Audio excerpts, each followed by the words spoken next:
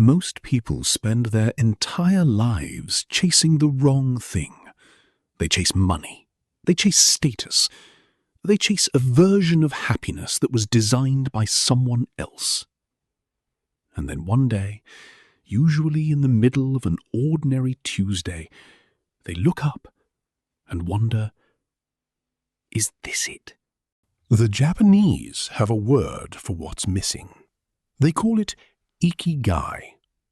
And unlike most modern advice, it doesn't tell you to hustle harder or want less. It tells you something far more radical, that the life you're looking for is already inside you. You just haven't been asked the right questions. Ikigai, pronounced Ikigai, is a Japanese concept that roughly translates to reason for being. It comes from two words, iki, meaning life, and gai, meaning value or worth. But it's not just a philosophy. In Japan, it's a daily practice, a way of waking up. The island of Okinawa, one of the world's famous blue zones, where people routinely live past 100, has been studied for decades. Researchers expected to find the secret in diet or genetics. What they found instead was something harder to measure. Almost every elder they interviewed had a clear sense of Ikigai, a reason to get out of bed in the morning, something that made their life feel irreplaceable. Ikigai is often visualized as the intersection of four questions, not four categories, four deeply personal questions that most of us have never sat down to answer honestly. The first, what do you love? Not what you think you should love, not what your parents hoped for. What genuinely lights something up inside you, even if it seems small or strange or impractical? The second, what are you good at? Your natural strengths, the things that come to you with an ease that surprises other people. Skills you've dismissed because they feel too obvious to be valuable. The third, what does the world need?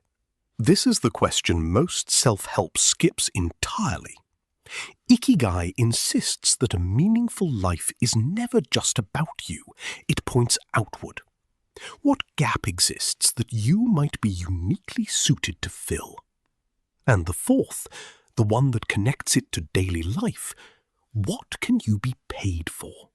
Not as a compromise, but as a confirmation that what you offer has genuine value in the world. Where all four overlap, that intersection is your Ikigai. And the remarkable thing is that it doesn't have to be grand. For one Okinawan fisherman, it was the daily act of going out on the water. For a Tokyo florist, it was the ritual of arranging flowers before the city woke up.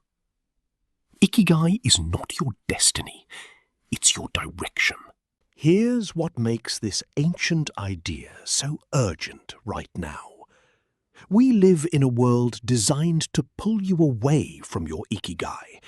Every notification, every algorithm, every comparison is quietly whispering that your life should look like someone else's. The result is what psychologists call existential vacuum, a term coined by Viktor Frankl after surviving the Holocaust. A vast inner emptiness that no amount of productivity, consumption, or entertainment can fill. Burnout is often not about working too much. It's about working on the wrong things for too long. Ikigai is the antidote, not because it gives you answers, but because it teaches you to ask better questions. And in a world of noise, a better question is the most powerful thing you can carry. So, here's what I want to leave you with. Not a challenge, not a homework assignment. Just one quiet invitation. Tonight, or this weekend, whenever you have 10 minutes of stillness, take a piece of paper and write down your honest answers to those 4 questions. Don't filter them. Don't edit for what sounds impressive. Just write. And then look at where they overlap. It might be a thin sliver right now. That's okay. Ikigai is not found. It's built. Slowly. Deliberately. One day at a time. The Japanese don't retire from their Ikigai. They tend it, like a garden, until their very last day. Maybe that's the real secret of Okinawa. Not the diet, not the genetics, but the quiet, unshakable sense that today is worth showing up for. This is the Thinking Life, where we dig into the world's most powerful philosophies, not to fill your head with knowledge, but to build a mental toolkit for the way you actually live. If this resonated with you, subscribe. The next video goes even deeper into the wisdom traditions most of us were never taught. I'll see you there.